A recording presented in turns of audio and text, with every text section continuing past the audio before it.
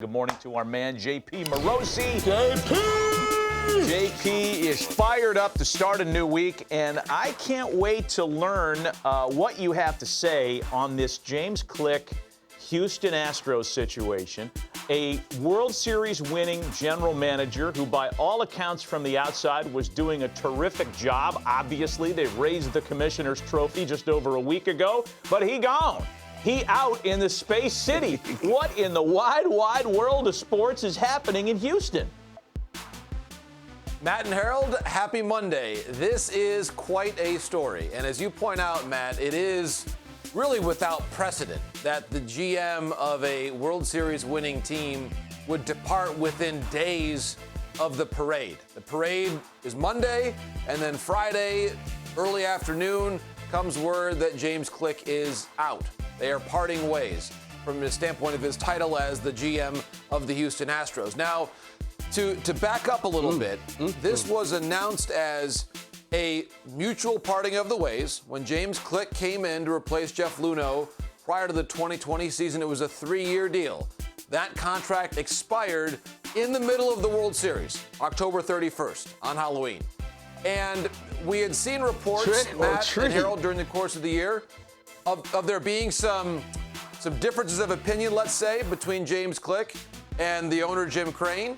And basically, there were conversations after the season ended between James Click and Jim Crane about what their relationship would be like going forward, what the process would be, decision-making, personality, all those sorts of things, jurisdictions that an executive would have. And James Click was offered a 1-year contract, and they could not come to an agreement because of a lot of those issues that had been existing during the course of the season. So right now, we've got a GM opening, basically, with the reigning World Series champions. Almost never happens.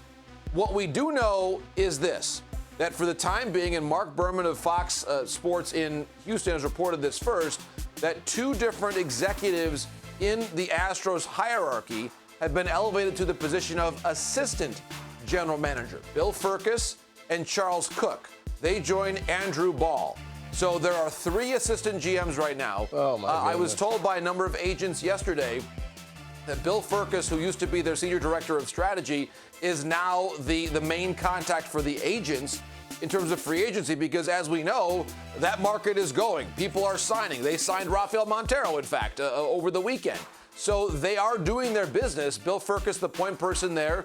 Charles Cook has a great international scouting background. And then Andrew Ball has worked on a lot of their arbitration cases in the past. So they've got basically 3 executives. And still as we speak today, guys, I checked in with some Astros sources yesterday. They are not entirely clear on what the timeline is to hire a GM from the outside potentially, or if even they are going to do that. It's possible that they will stay internal. So it is truly an unprecedented level of uncertainty for the reigning World Series champions. Boy, I mean, you know, we hear these rumblings like such and such doesn't like. It's really hard to imagine. It feels from the outside like they're going the owner-operator route, and that the owner's going to be ultimately is the GM. Right, that's exactly the name that was in my brain.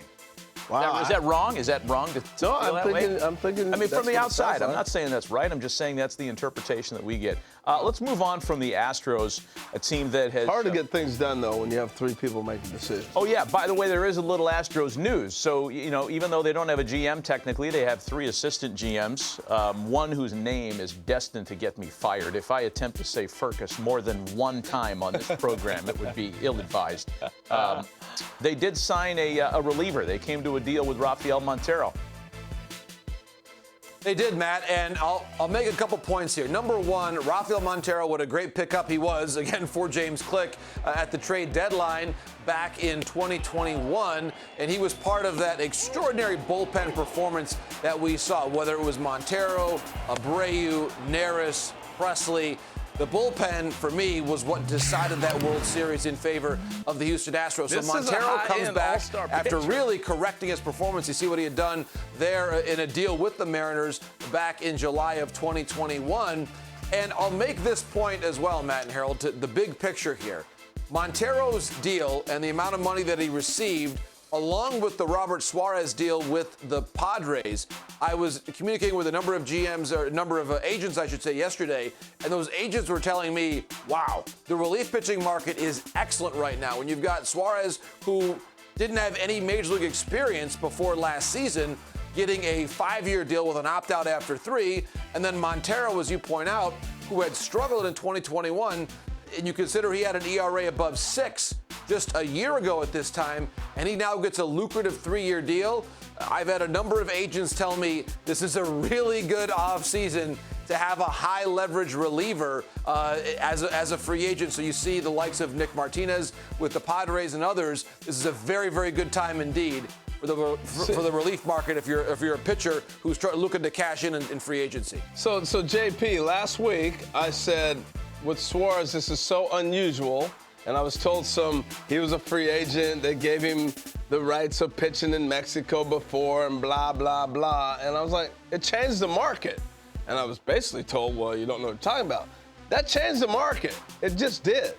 If I'm a player out there, I'm going, sorry, you say whatever you want. This guy threw 1.5 season in the big leagues, and he got a big-time contract. It changes the market. That doesn't make any sense.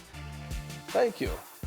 No, Harold, it's a great point. And the other really interesting part about the relief market, too, is we now have some veteran closers out there. Kenley Jansen is there. What could his contract look like? Obviously, it's going to be a shorter-term thing. Kimbrel, we saw him fall out of favor late in the season with the Dodgers. Here's more of the graphic here. I think Seth Lugo, someone that's always been able to be a bridge type of a reliever. I think you look on the left-hand side of your screen there, and a reliever like Chafin, he's probably looking at a multi-year deal. On the right-hand side of your screen, David Robertson, who was out of organized baseball for a period of time in 2021, goes to the Olympics, revives his career. He may be able to get a multi-year deal. There's a lot of interest right now in the relief pitching side of things. And also, I would say the creative pitcher, I think someone like a Ross Stripling, who can be a starter, reliever, staff saver, that kind of role is really important. And we'll also probably get some news in the days ahead about the trade market, too, with this protection deadline coming up tomorrow. The Rays, I was told over the weekend, very active in potentially moving pitching like Ryan Yarborough or Yanni Chirinos.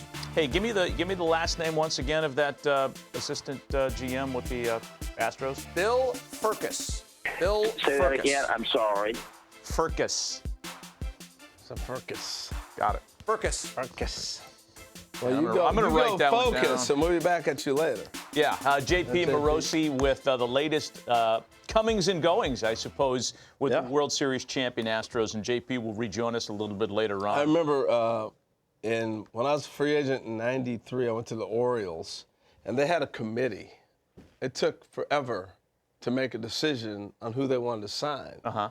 And they had interest at the winter meetings. I didn't sign till I don't know when. But because you had that many people making a decision, somebody doesn't like you. Someone else does. Right. And you go on. And so now they got 3 people making decisions in Houston.